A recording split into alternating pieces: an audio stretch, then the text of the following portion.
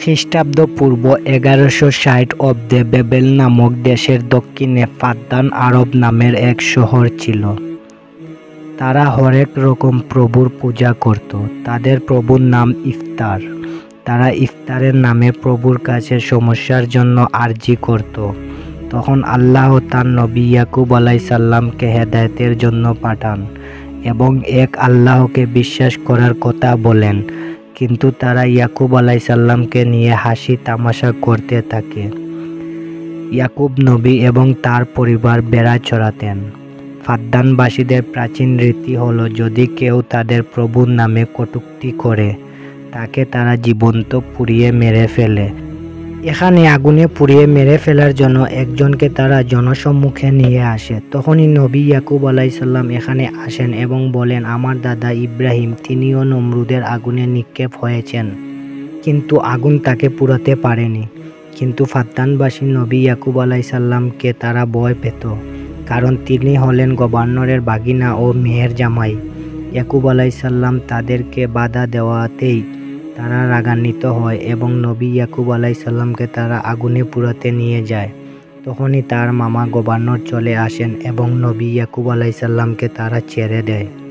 আরেকটি প্রথা ছিল, যদি কেউ জীবনের মূল্য দিতে পারে তাহলে তাকে মুক্তি দেওয়া হয়। ইয়াকুব আলাইসাল্লাম ওই লোকটির জীবনের মূল্য 500 দিনার দিয়ে তাকে মুক্ত করে আনেন এবং ওই লোকটি এবং তার পরিবার একক আল্লাহর প্রতি ঈমান আনে। সুবহানাল্লাহ। নবী ইয়াকুব আলাইসাল্লাম ফাদ্দানবাসীকে এক আল্লাহর দাওয়াত দিলে তারা বলতো, তোমার কুফরি কথাবার্তার জন্য ইস্তারের ক্ষুধা নাকুশ হয়ে আছে এবং এর জন্য বৃষ্টি হচ্ছে না এবং তুমি কাফের, বলতো তারা ইয়াকুব নবীকে। নাউজুবিল্লাহ। ইয়াকুব নবীর ছিলেন 4 জন বিবি এবং সব ছোট বিবি হলেন রাহেলা। দীর্ঘ কয়েক বছর অপেক্ষা করার পর তিনি মা হতে যাচ্ছেন, কিন্তু মা হতে গিয়ে তিনি খুবই অসুস্থ হয়ে পড়েন। এদিকে ইস্তারের পূজারীরা বলতে থাকে, এবার ইয়াকুব ও তার পরিবারের ওপর গজব নেমে এসেছে। ইস্তারের ক্ষুধা ইয়াকুব ও তার পরিবারকে ধ্বংস করে দিবে। তারা ইস্তারের পূজা করতে থাকে যাহাতে ইয়াকুব নবী ও তার পরিবার ধ্বংস হয়ে যায়। ইয়াকুব আলাইসাল্লাম খুবই চিহ্নিত হয়ে পড়েন এবং ইয়াকুব নবী আল্লাহর কাছে ফরজি জানান, যদি রাহেলা ও তার সন্তানের কিছু হয় তবে ইফতার ও পাথরের পূজারীরা তারা জিতে যাবে এবং এক আল্লাহর প্রতি তারা সাহস ও ভরসা হারিয়ে ফেলবে এবং তাদের ইফতারের প্রতি বিশ্বাস বেড়ে যাবে। হে খুদা, তুমি কিছু করো।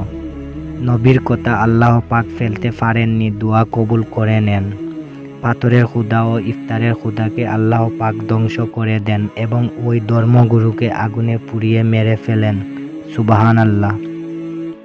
এদিকে ইয়াকুব আলাইসাল্লাম এর নবাগত পুত্র সন্তান দুনিয়াতে আগমন করেন এবং ইয়াকুব নবীর বিবি রাহেলাও সুস্থ হয়ে উঠেন।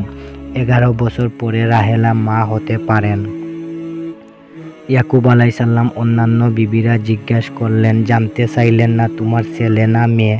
ইয়াকুব আলাইসাল্লাম বললেন, ইউসুফ ছেলের নাম না মেয়ের নাম?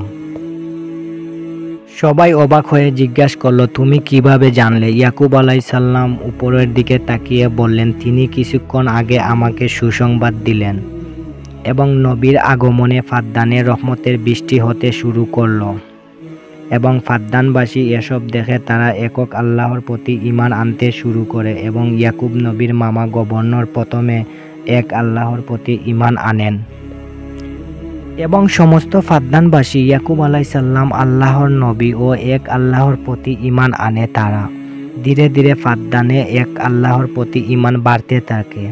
ইয়াকুব নবীর সহধর্মিনী ও ইউসুফ আলাইসাল্লামের মাতা আবারও মা হতে চলেছেন। আগামী দিন পরের পার্ট নিয়ে আসবো। সাবস্ক্রাইব করে সাথে থাকুন। সবার আগে পেতে হিট দ্য সাবস্ক্রাইব বাটন।